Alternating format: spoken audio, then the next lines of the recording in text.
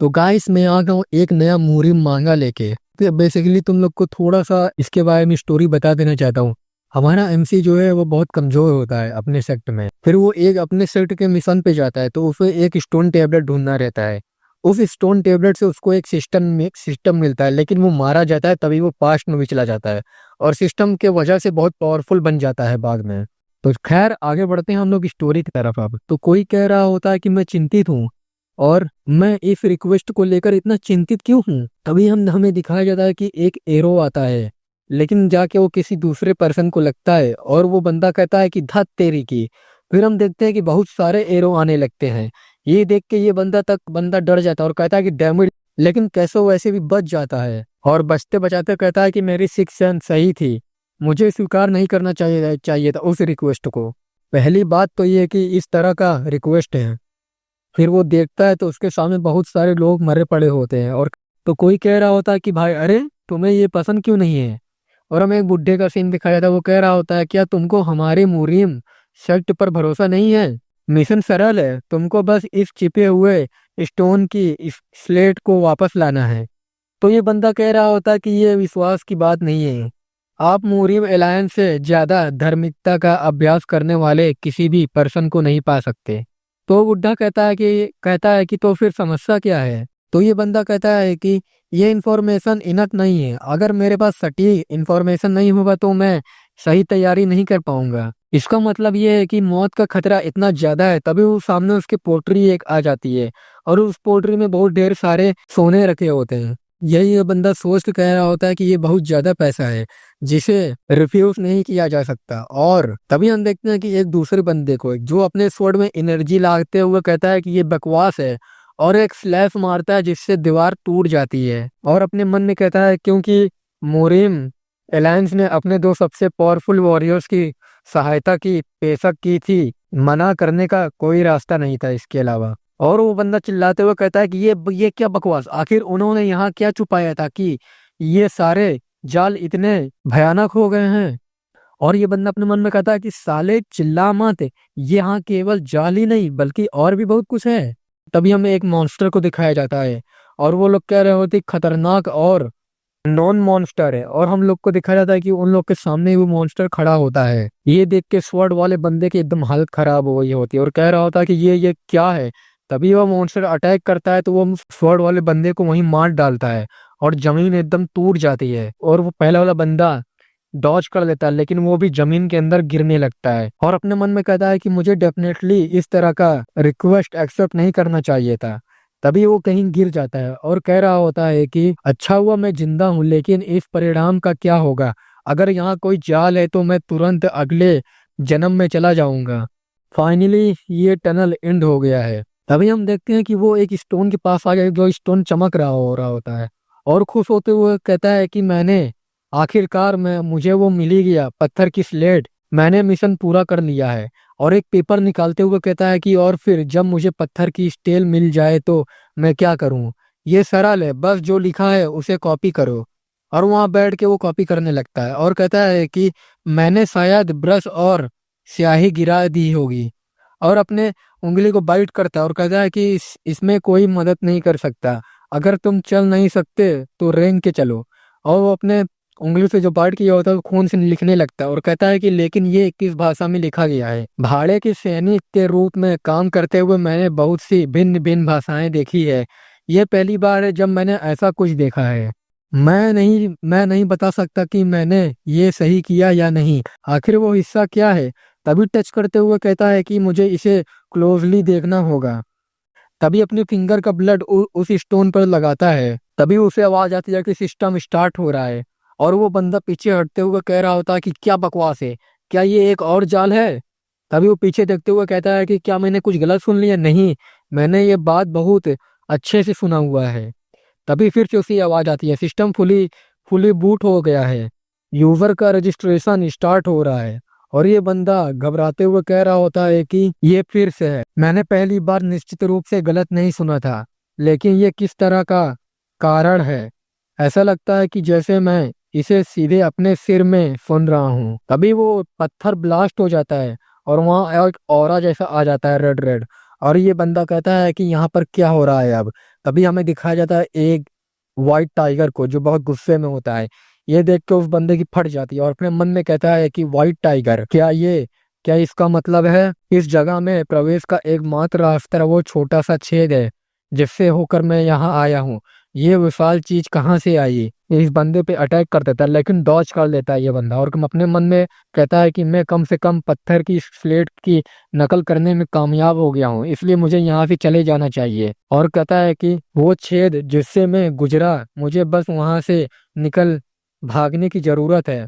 लेकिन तभी उसको एक अटैक लग जाती है व्हाइट टाइगर की, जिससे वो बहुत दूर जाके फेंकाता है और उसके मुंह से खून भी बहने लगता है और बुरे हालत में होता है और कह रहा होता है कि ये बहुत ज्यादा दर्द कर रहा है, मेरे शरीर की सारी हड्डियां टूट चुकी हैं। और फिर से हम देखते हैं कि वो व्हाइट टाइगर गुस्से में और उसी तरफ आ रहा होता है और वो बंदा कहता है क्या मैं इसी तरह मारा जाऊंगा?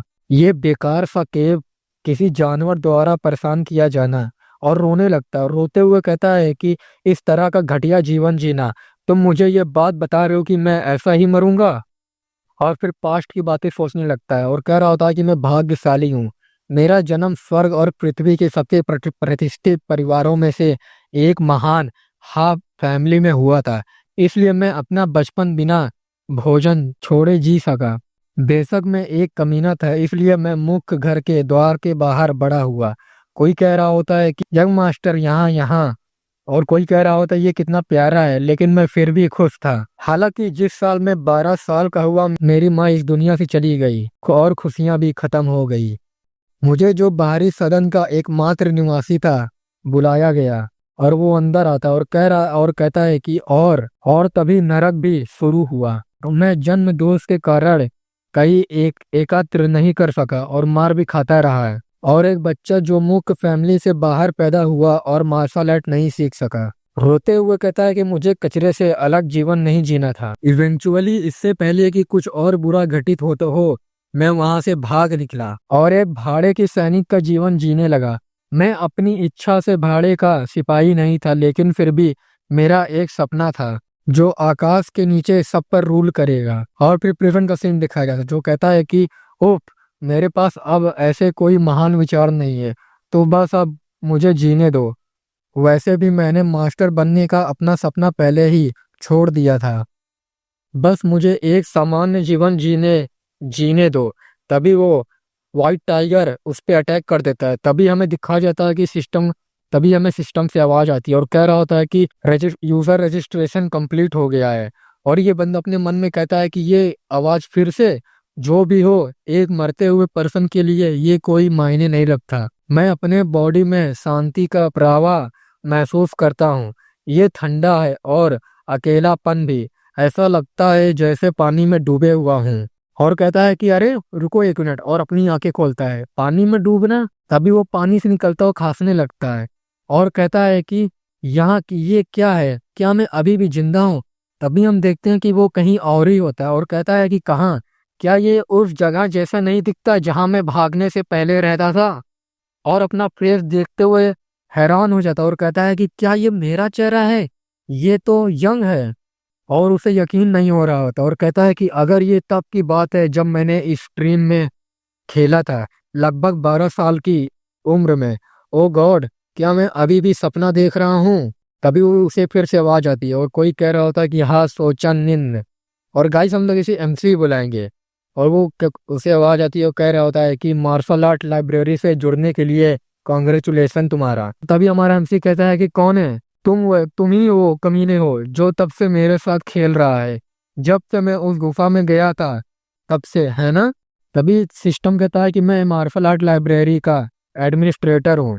ये बंदा भी शौक होते हुए कहता है कि मार्शल आर्ट लाइब्रेरी, और पानी से कुछ निकालने लगता है और कहता है कि एक बुक, ये एक धारा है, तुम किस लाइब्रेरी की बात कर रही हो? एनीवेज, मुझे सावधान रहना चाहिए। और एक पत्थर उठा लेता है और अपने मन में सोचता है कि ये एक मार्शल आर्ट मास्टर हो सकता है जिसका नाम मार्शल आर्ट लाइब्रेरी हो। और सिस्टम कहता है कि ये मामला नहीं है। और हमारा एमसी कहता है कि ये मेरा मन पढ़ कैसे सकता है? और सिस्टम कहता है कि आप सही है मास्टर। तो हमारे एमसी कहता है कि बिल्कुल नहीं, किस प्रकार का गुरु दूसरे लोगों का मन को पढ़ सकता है? तो सिस्टम कहता है कि ऐसा इसलिए क्योंकि मैं इंसान नहीं हूँ। और सिस्टम एक लड़की का अपीयरेंस ले लेता है और वो लड़की कहती है कि मैं अपनी शुभकामनाएं देता हूँ आपको। मैं एक एडमिनिस्ट्रेटर हूँ फर्स्ट फ्लोर का, आप मुझे एडमिनिस्ट्रेटर कह सकते हैं। तो हमारा एमसी भी कहता है कि तुम्हारा नाम एडमिनिस्ट्रेटर। फिर से एडमिनिस्ट्रेटर कहती है कि मैं आप अपनी ग्रीटिंग को ऑफर करती हूँ आपको, तुम मुझे जिस नाम से बुलाना चाहते हो बुला सकते हो। तो फिर क्या अब तुम मेरी बात पर विश्वास करते हो? सोच, हमारा एमसी मन में कहता है कि भले ही तुम मुझसे तुम पर भरोसा करने के लिए कहो, मैं एक मिशन पूरा करते समय मर गया और अपने बचपन में वापस चला गया, मैं इस बात पर कैसे विश्वास कर सकता हूँ। इसके अलावा एक महिला इतनी आकर्षक थी कि वो आमतौर पर मुझे नज़रअंदाज कर देती थी।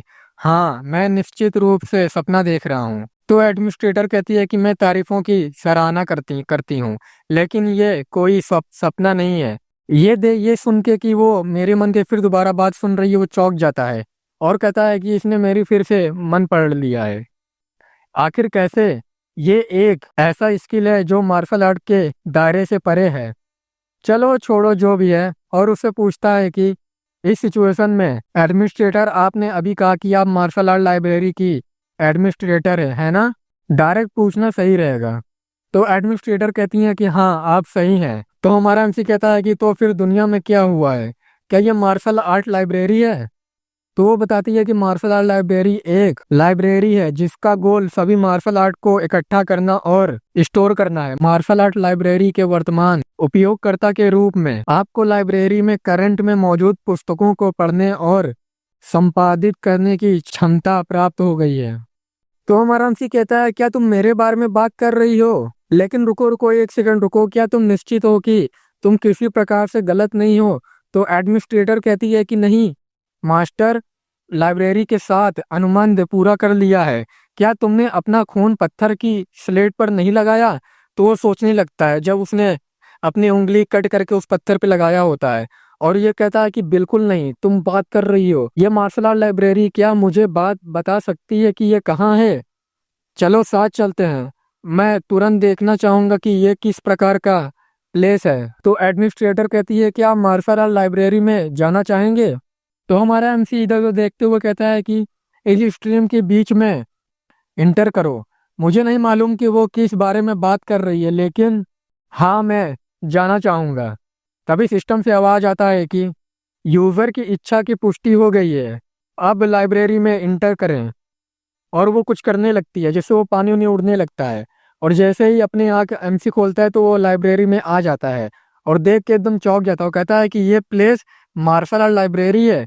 तो पीछे से एडमिनिस्ट्रेटर बताती है कि मार्शल आर्ट लाइब्रेरी में इंटर करने के लिए कॉन्ग्रेचुलेसन। और वो कहता है कि ये बिल्कुल नहीं, क्या ये सब? तो एडमिनिस्ट्रेटर कहती है कि हाँ वह मैनुअल है, न केवल उस मध्य मैदान से जहां आप वर्तमान में हैं, बल्कि कई दुनियाओं से इकट्ठा किया गया है।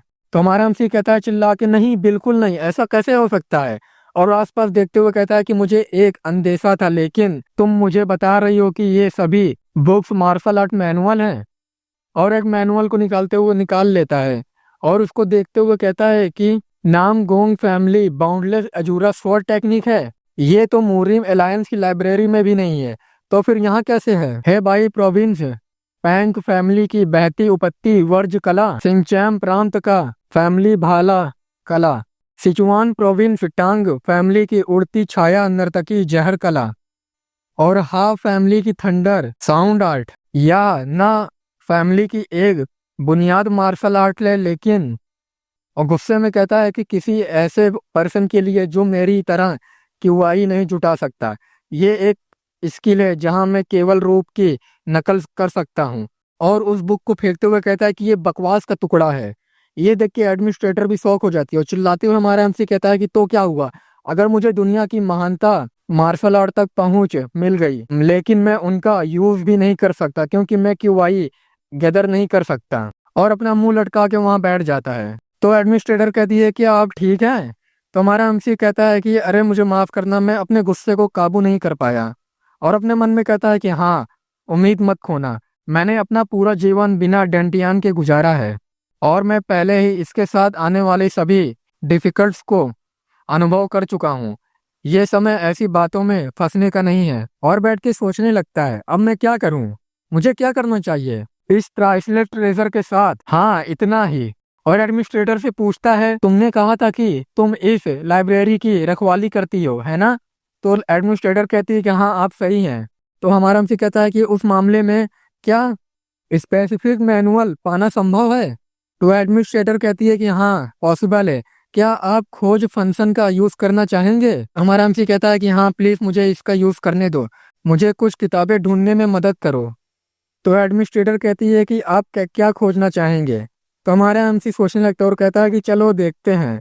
और उसे कहता है कि मार्शल आर्ट जो मेरे डेंटियन के भी लोग सीख सकते हैं, क्या तुम उसे खोज सकती हो? तो एडमिनिस्ट्रेटर कहती है कि मैं समझ गई, और वो स्टार्ट कर देती है ये खोजना। और वहाँ बहुत सारे सिस्टम आ जाते हैं और लिखा होता है कि मार्शल आर्ट बिना डेंटियन के कैसे लर्न करें। वहाँ सर्च रिजल्ट में 1027 बुक्स दिख जाते हैं। और हमारा एमसी शौक हो जाता है और कहता है कि 1000 से भी ज्यादा। और अपने मन में कहता है क्या तुम मेरा मजाक उड़ा रही हो? क्या इतनी सारी मार्शल आर्ट थी जो मैं सीख सीख सकता था?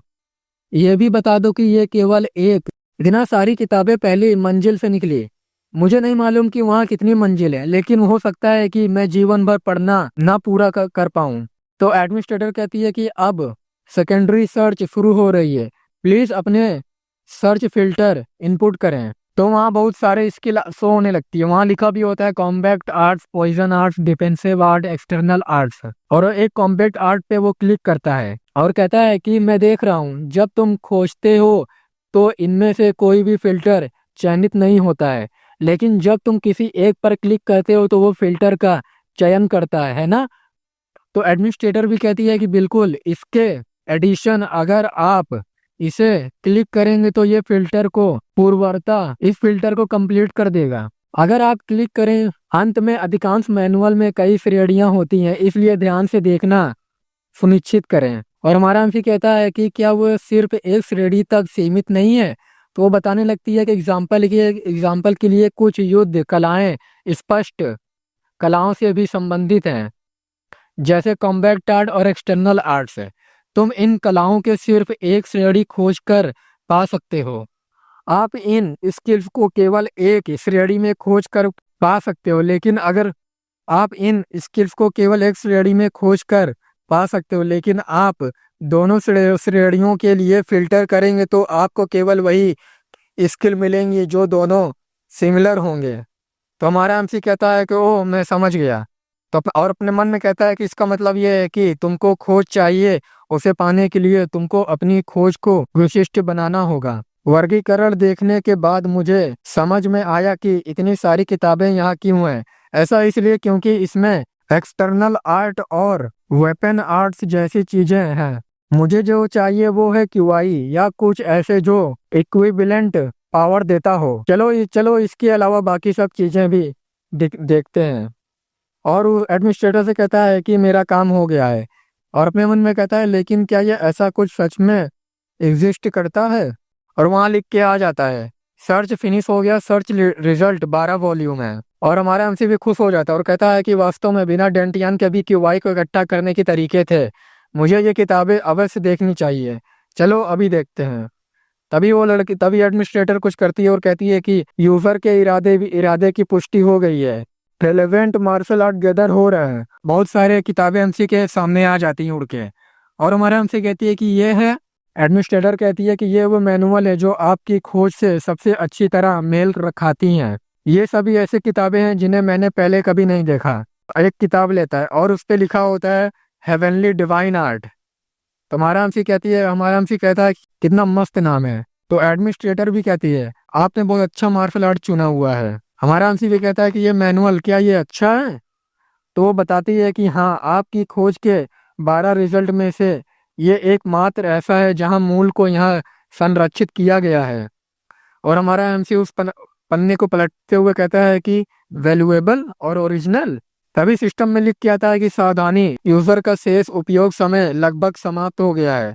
और हमारा एमसी भी शौक हो जाता है और कहता है कि अरे क्या, एक मिनट रुको, तुम किस बारे में बात कर रहे हो? तो गाइस ये एपिसोड यहीं खत्म होता है। आई होप आप लोग को वीडियो अच्छी लगी होगी।